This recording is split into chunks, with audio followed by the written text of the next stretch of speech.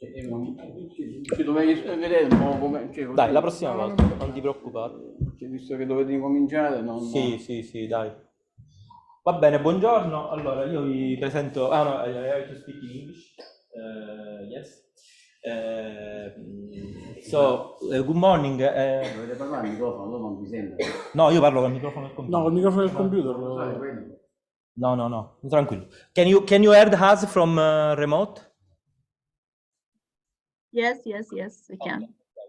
Okay, perfect. So Alberto Sciuto is a postdoc in our group, and he's working in this period basically on develop machine learning algorithm to try to speed up the simulation that we perform with Geant4 to we use in particular Geant4-DNA, that is a package of Geant4 that is devoted to the simulation of the cell damage, but the algorithms that Alberto is developing are completely general. So we are applying this to speed up this particular part of the simulation, but these algorithms can be used in general to speed up any Geant4 simulation. No? So we are starting since 6 months this work, and here and there it's been 6 months. Okay. Thank you very much. Thank you for being here. As Dr. Cirone was speaking, I'm going to talk about biological damage estimation with machine learning at Geant4-DNA. The original title was a comparison with the experimental results, and it later became it's a comparison between classical and deep learning models. So I'm going to explain what is classical learning, what is deep learning, and how deep learning can improve the chain of operations during the general simulations. Okay, here's a brief outline. I'm going to talk about a theme that it's quite confusing these days, the difference between machine learning, deep learning, artificial intelligence. There's been a lot of talk, especially in this period, and a lot of confusion. And also I'm going to focus on what are generative models that are a subsection of deep learning models. Especially I'm going to focus on generative adversarial networks, or as I'm going to call them, GANs. And then I'm going to talk how I implemented GANs through the synthetic data vault Python package, and how I developed this script that's called GANDALF. It's an acronym for Generative Adversarial Network for DNA damage evaluation and forecast. I'm going to talk about what is the training set that I'm using, the results, and then conclusions, and a lot of future perspectives. This is something funny. I want to begin also like this quote from Claude Shannon, and it's something a lot of people right now, it's starting to worry about the rise of artificial intelligence, that it's basically non-existent, this worry, because right now artificial intelligence has been only a marketing rebrand of machine learning. Everything it's machine learning has been rebranded as artificial intelligence. We are not talking about something really intelligent, because if you want to see the bigger picture, artificial intelligence is just a program that can sense, reason, act, and adapt. A subset of artificial intelligence is machine learning, that are algorithms whose performance improve as they're exposed to more data over time. But we are talking about deep learning. So another subset of machine learning that is basically there are some algorithms that learn by themselves because they're programmed, they're designed to mimic how neurons act in our brain, but it's only, of course, a architectural behavior, not something to be worried, as a lot of people start to talk right now. So deep learning, it's basically something that mimics the process of learning by the human brain. And an interesting subset of deep learning algorithms is called generative models, or DGMs. If you can see this picture, this picture is not real, has not been taken anywhere by any time. I generated it by writing this prompt. An audience seated in a conference room with blue seats listen to a researcher doing a presentation. This is what basically a machine thinks about this actual situation that we're living right now. And it's of course something to be it's great. Like you can see, it catches the blue seats. There is somehow a researcher. If you zoom in, you'll see a lot of non-existent details, like this golf things like appearing on the left of the image. But this is something quite interesting, and it's something that it's started as a development with GANs, and we're going to see what are GANs in a moment, and then became quite diffused with diffusion models, with flow-based diffusion models, but we're not going to talk about them. We're going to focus basically on GANs, but other important algorithms that fall in the category of deep generative models are the variational autoencoders and also autoregressive models.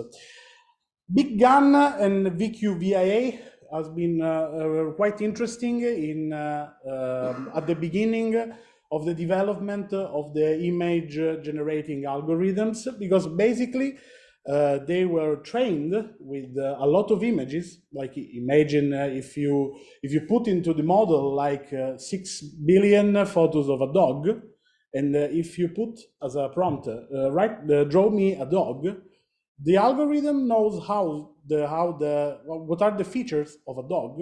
So it learns how to recognize that has 2 ears, like maybe they're pointy, like it has an elongated nose. It basically recognizes all the features and stores them in some categorical variables that can be reclaimed by an actual prompt. Another important model that I think all of you have heard about, there are autoregressive models like GPT-3 developed by OpenAI. That's it's basically the foundation of what became ChatGPT and all of the fuss that is going to be around it. Like, I think that every 3 or 4 tech journals has like 90% of the article written not by but on ChatGPT. We're going to talk today about generative adversarial networks, a particular subset of deep generative models, that it's basically working a zero-sum paradigm. So it's taking this term from game theory. It's a zero-sum game to generate new samples of data that mimic, of course, a particular data set on which it has been trained on. And they are commonly used, of course, for image synthesis, style transfer, like if I take a picture and I have trained my GAN only with Van Gogh images or Van Gogh pictures. I take a photo, I put it into the neural network, and I say, transfer the style of Van Gogh on my picture, because it knows what are the features of my pictures. It knows how a house is built, it knows how a tower is made, it knows how the sky is made, but also knows how they're made in their trained counterpart. So like in all the Van Gogh, how it draws houses, how it draws skies, etc., and knows how to transfer the style. But also it can be used, in our case, to mimic some data, because it works like this. Basically, what happens is there are 2 main neural networks inside of a GAN, a generator and a discriminator. Yeah, here. Okay. A generator and a discriminator. What happens is that it's basically a game between the discriminator and the generator, where the generator has to generate samples that can mislead the discriminator to think they are real and not fake. How does he do that? At first, we have real samples, so experimental data, simulation data, all real world data. They are going to be fed into the discriminator. So the discriminator knows how the data is made. After that, what happens? The generator takes random noise and start to feed the fake samples to the discriminator. And so here begins the adversarial part of the loop of the training algorithm, because the discriminator knows if it's real or if it's fake. If it's fake, it updates the loss function, that it's basically the functions that tells if the generated data are good or bad, and then propagates back to the generator and tells the generator, no, it's not good, try again. And if the discriminator is real, it updates its loss function and goes back to the discriminator. This loop, basically, it's the game that I was talking about earlier, and it's a zero-sum game, because when the generator wins, the discriminator lost. Because if the discriminator is telling that the fake data is real, it's basically a win for the generator. And the counterpart is if the discriminator tells that the fake sample is fake, actually, it's a loss by the generator. And so this generative and adversarial training scheme is going to train a new generator that we are going to call from now on a synthesizer, that can actually synthesize new fake data that resembles a lot the real data that has been trained on. And in particular, we used this Python package that's called the Synthetic Data Vault, that it's a Python library designed to be, it's called a one-stop shop, it's a very American term, for creating tabular synthetic data. So we're talking about not images, but basic tabular data.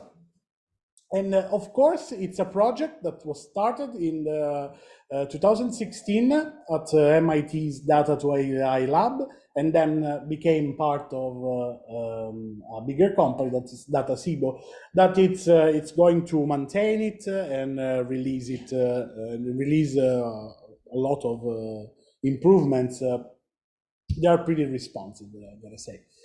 Of course, it offers a lot of machine learning models that ranging from classical statistical methods like copulas that we're going to talk only briefly about that, and deep learning methods.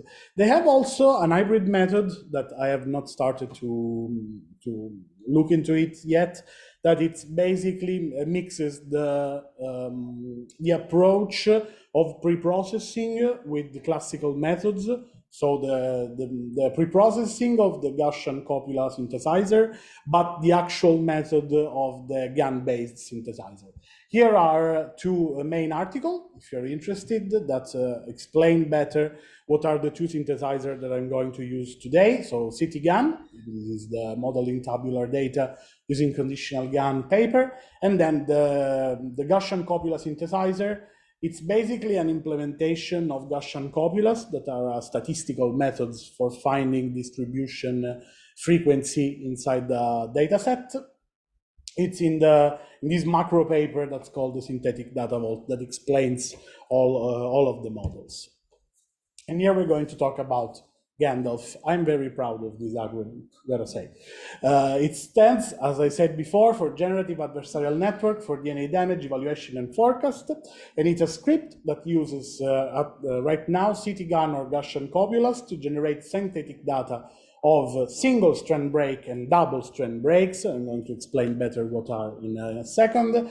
From Geant4-DNA's example, molecular DNA. It works on Google Colab, that it's basically an alternative to Jupyter notebooks that works with Google servers, and it's quite good because it has some free resources, but there is a pro version with actually good GPUs, and so when you have to train an algorithm, a GPU is basically necessary. And it has some quite good GPUs, and I started working with Colab when I got interested in the image generation, and so like heavy GPUs are required, but they're quite good even in this situation. Also, this image is not real. I just wrote Gandalf, a classic fantasy illustration of Gandalf working on a laptop on a hill. It's quite nice. Generative models are quite nice. So the training set, it's basically taken from some simulations that are part of the E. coli, the Escherichia coli case of the molecular DNA example of Geant4-DNA. And we're going to talk briefly about geometry, so it's created, the particle source, and damage model that has been used. The geometry is that one. So how can we construct geometry of such a complex things like DNA?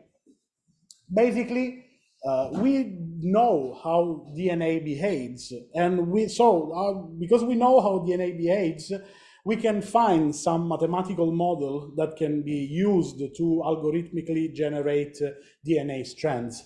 In this case, we're going to use an Hilbert curve fractal. Hilbert curve is called a space filling curve because how it's constructed in hypothetically infinite iterations, it will fill all of the space that it's been constructed in. And so what happens is that we basically start to construct placement volumes. Placement volumes where we create Hilbert curves on them. And like there have been 16,384 placement volumes that are cubic boxes with size of 50 nanometers. And then, of course, what happens? We placed all the volumes side by side and then decided to give it a cut. So it was cut by an ellipsoid shape with semi-major axis of 900 nanometers and two equal semi-minor axes of 400 nanometers. And this results in an elliptical geometry that roughly corresponds to the dimensions of the Escherichia coli bacterium. And of course, and this can be seen not only in this really nice and trippy image, but also in the fact that the actual genome inside it is 4.63 megabase pairs long, which is similar to the length of an actual Escherichia coli genome. After that, we applied, of course, a particle source, and it's configured as a circular beam with a radius of 900 nanometers that it's shooting downward. And the training set was constructed by conducting multiple simulations ranging from 1 to 60 MEVs, and actually using it as a training set. Of course, the damage model is really important in this case. And why we chose molecular DNA? Because right now it's at the forefront of damage models in DNA, especially in Monte Carlo simulations. So, of course, at first we have to classify what are single strand breaks. If you imagine the double helix of the DNA, when there is a breakage in this double helix, it's called a single strand break. If another breakage happens between 10 base pairs that are basically the basis of the double helix, if it happens between 10 base pairs from a single strand break, it's called a double strand break. And of course, the damage model implemented in molecular DNA, it's quite large. It has a lot of subdivisions, because one great thing about this example is that not only has a good model for physics, but it also has a great great chemistry module that can quite nicely see what is the interaction between the hydroxyl groups that are released during the passage of ionizing radiation inside a volume filled with water. And we can see that the direct damage model, lower and upper break thresholds, were established at 17.5 electron volts. And the probability of strain breakage due to hydroxyl radical interaction is taken at 40%. These are numbers that came from experiments, and they are the ones that represent best the actual damage. Of course, you can find more on the molecular DNA in this really nice paper that where they focus especially on the human cell case. Here, for time reasons, we use the Escherichia coli.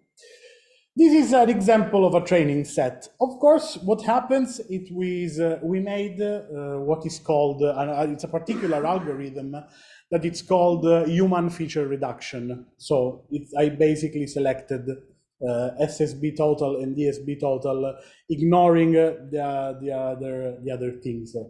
Just because the total ones are just the sum of the other parts.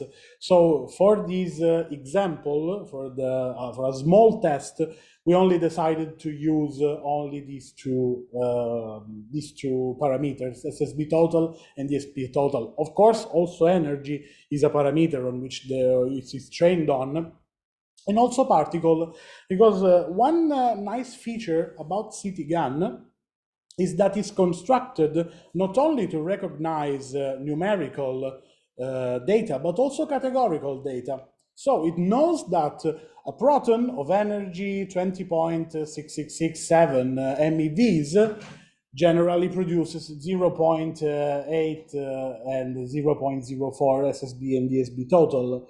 But of course, if our training set had electrons or carbon ions inside it, of course, it can recognize, because it's trained also to recognize not only numerical and continuous data, but also categorical data. This is quite nice for a more extended data set, of course.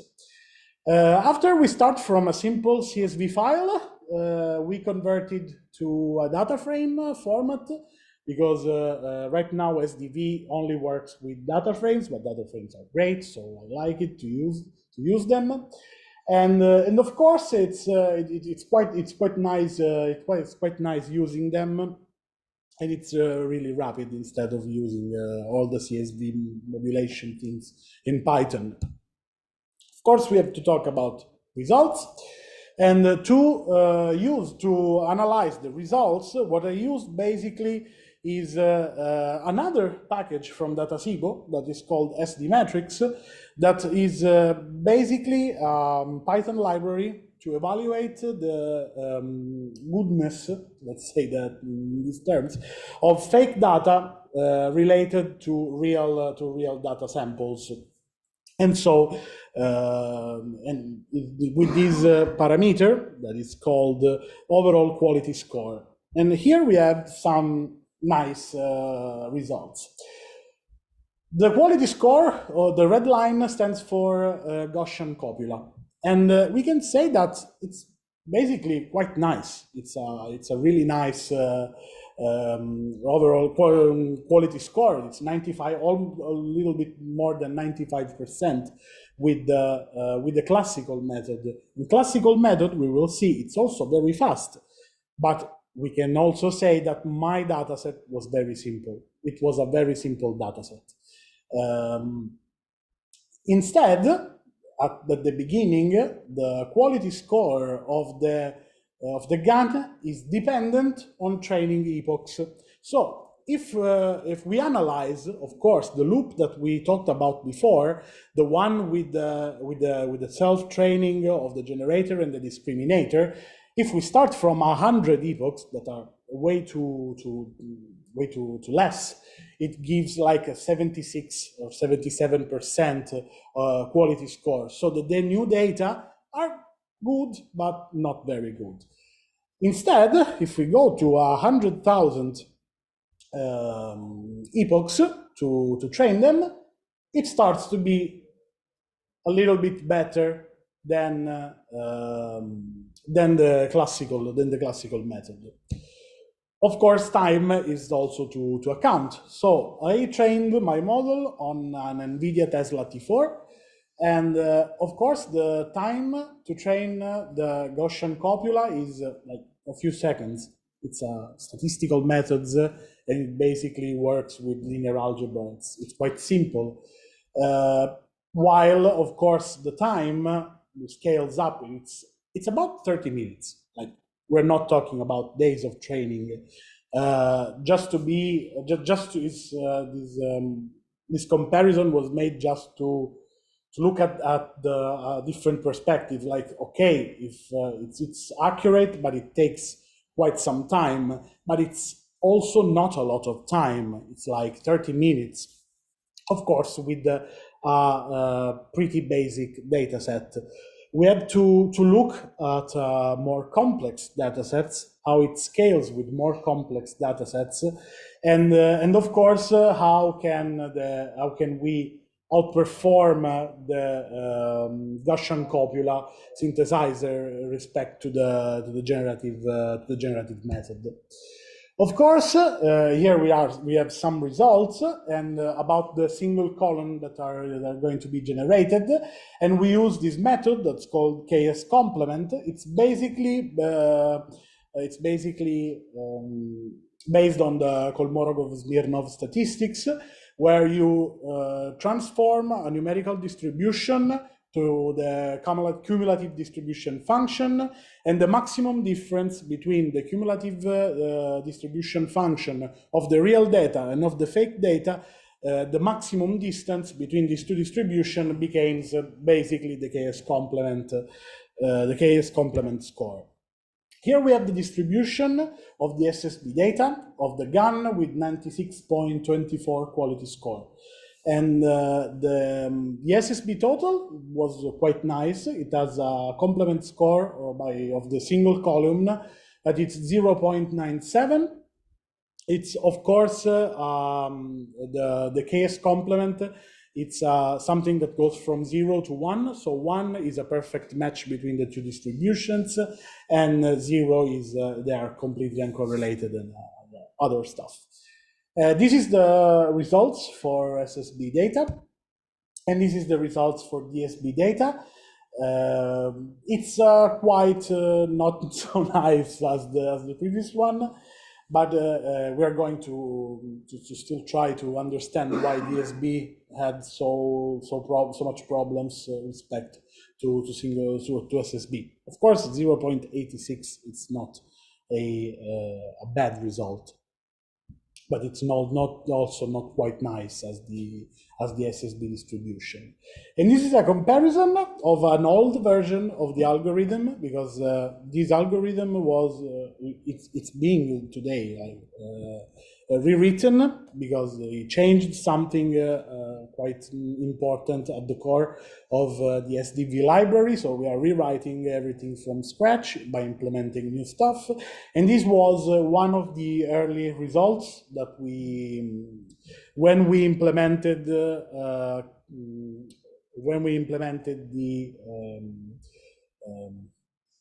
a more precise generation that use the conditional generation, where you can input the energy that you're interested in. Because of course, right now, it only generates a new set of samples. Like you tell him to generate 1,000 rows, he learns from the distribution and is able to reproduce more or less the distribution.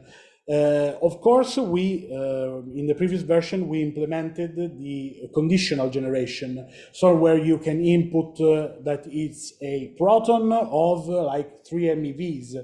And this is quite nice, because the results between the GAN and Geant4 were very promising. And this was taken with a really bad data set. Like, it was a data set of like 50 simulations. So it's a really not complete data set. Of course, the conclusion and the take-home message is that right now, we're not talking about replacing more classical Monte Carlo simulations. We are by far from replacing classical Monte Carlo simulations. But what can happen is that this can be a really interesting, it can be in a really interesting, nice spot. And this idea of using GANs in other contexts arose when I was working with Andrea, that is one of yeah, it's a master student. He was working on a reinforcement learning agent. It was a reinforcement learning is basically a program that learns a task. It's basically an agent. The program is an agent that learns and optimizes a task. And he was working on an optimization of a particular laser configuration with the peak simulation. But peak simulations, such as Monte Carlo simulations, can be very long, can be quite time consuming. So inserting something like this in a bigger context where you need speed and precision can be, of course, a great alternative to save some times.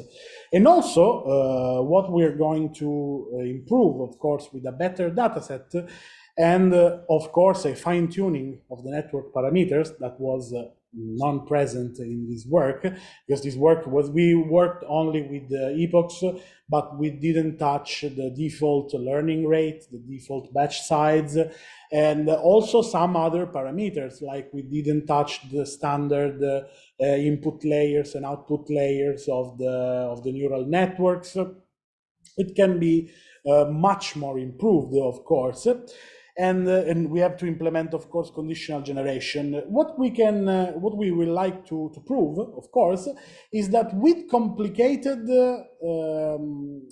phenomena such as biological damage, where there are a lot of things that can happen inside, maybe the classical statistics cannot reproduce it very well.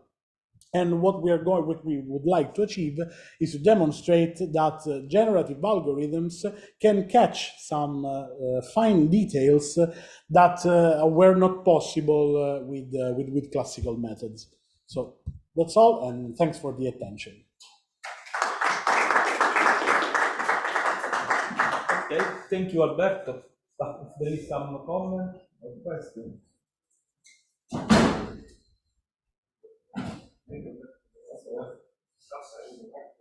No.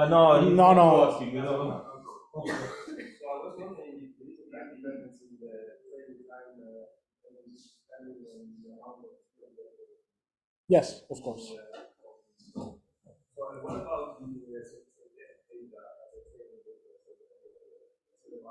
Yeah, it can be used.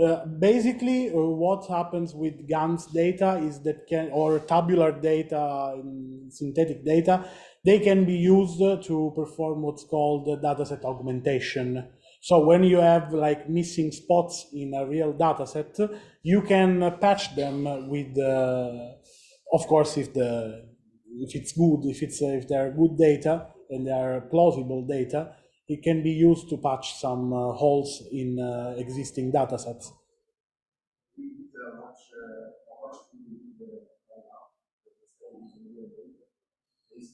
If you implement something conditional, like for example, in this case, I train them to be around 3 MEVs, but if the algorithm understands nicely what is the relationship between the particle, the energy, and the damage, it can be also trustful to give some results that maybe are outside its training set, because it knows the relationships.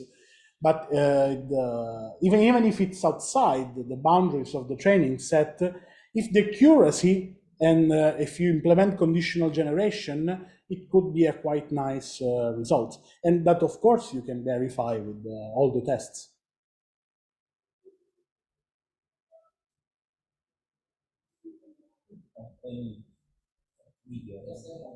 Like you said, yes, probably these results you say before it was not so complex, but how big is complex? The most complex data, the dataset right now, the biggest dataset that we have is comprised of 800 simulation. It's not a quite big dataset. We need, I think, the more finer dataset. That it's basically simulations between 1 and 60 MeVs divided by 800 energies. And of course, we perform a simulation for each energy, and then we use them as a dataset. But of course, if you see, there are a lot more variables here in the instead of DSB and SSB total, and so it can be real complex, but we have to tune it to avoid overfitting. GANs are quite resilient, and so they are not so prone to overfitting like variational autoencoders. But of course, we have to tune it right. Maybe what I did before, it was a joke. The human feature reduction is because I decided to. But one thing with such large data set is to perform some actual feature reduction. Last day, I attended a seminar made by some researcher at D-Wave. Right now, they are implementing a new hybrid quantum and real quantum and classical solver to do feature reduction, and it works quite nicely. So one thing that we could do to make the dataset better is, of course, perform such kind of operations on a more complex dataset, of course.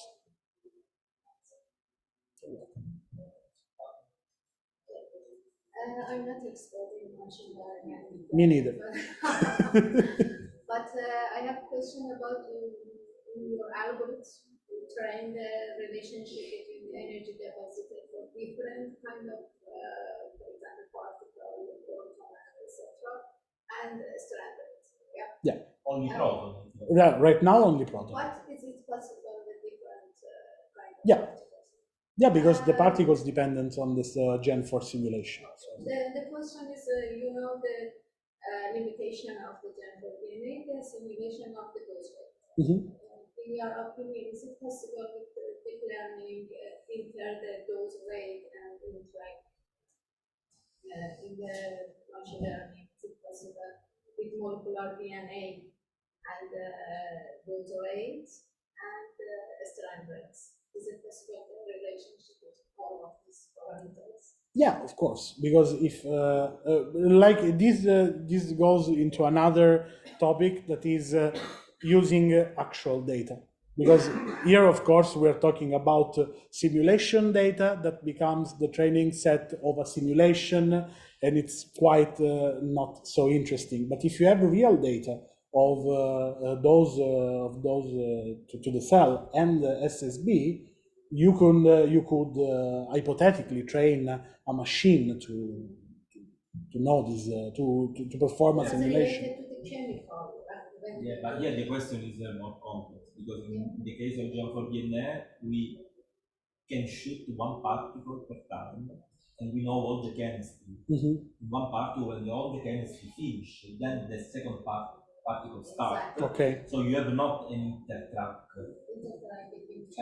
So that part is not present today. These people that is working on this on the intertrack is not present today in Geant4. So the point is that you need some data on this to train some system. Otherwise, yeah, of course. In my mind, okay, maybe it's possible with machine learning and train the algorithm and mix it with. Yeah, but you have to know how all the radical interact among them. So you have to make written something that is probably something that people in France are doing, are trying to do. So see if you have one particle that produces free radical, the other particle that produces free radical. If you imagine these two particles together, what happens in terms of chemistry? One thing that I can fantasize about it is like you can construct a simulation, a parallel simulation, like with kinetic Monte Carlo methods, so that molecular dynamic methods with billions of particles that they behave like the radicals in water, and so you simulate what happens in this bigger picture, and then use this data to train something that can be implemented in Gen4. So, but not looking at Gen4 at the tracks, but using another thing. But it's quite complicated. It's not so trivial. It's not so trivial. Very nice package you presented. I just want to know about the uncertainty regarding the error percentage in the data by GAN. It's basically dependent on how much you train it, and so For example, in this graph which I'm seeing right now. This one? This one. Yeah, so you can see. I basically took the 10%. Standard 10%. Like that's what it was not calculated by the algorithm, because the only thing that it can give, it's not an accuracy, because it's not a simulate, it's not a classical numerical methods where there are some numerical uncertainties involved, but it's something that it's giving you a comparison with another set. So basically, what you can say, if your data comes from experimental, you can say that the error could be like in the neighborhood of your experimental error, because it learns how to reproduce them. It's not calculating new data. You're welcome. But I have two questions. Yeah. One is if you can back to the time. Yes. This one, because we are using a very simple Data. set.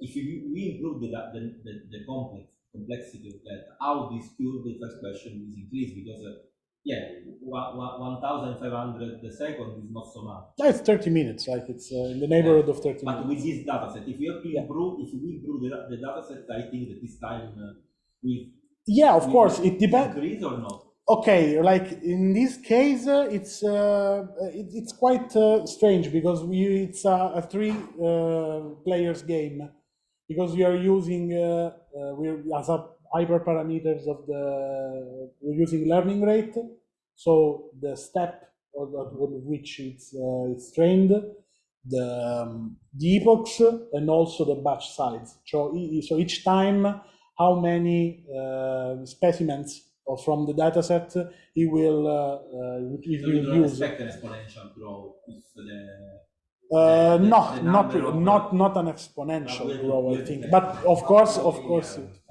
no, it's not linear. It's not linear. Yeah, we have to we have to test it, of course. And then if you come back to when you explained the loop of the method, I don't understand why there is this connection line between real and loss. There is the vertical line that connects the two. This one? Yeah. I don't know. Okay. I suggest to do the left. Because probably each results modify the parameters of the two. Because I understand that two loops are completely independent. Probably yes, each response true or false. Yeah, it's modify the parameters of the two. Of both, probably. Yeah, only if the discriminator is fake, like it is a double line. It goes here, so it updates the loss function of the discriminator. But only in the case of fake, probably. That makes sense. Okay. Okay, So thank you. you're welcome. No other question? Okay. Thank you. We can finish. Thank you, Alberto.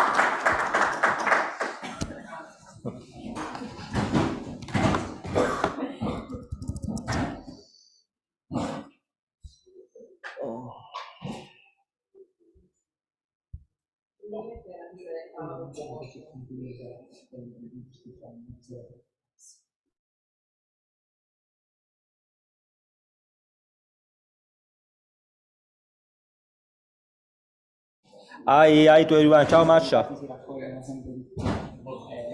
Ciao. Ciao. Hello.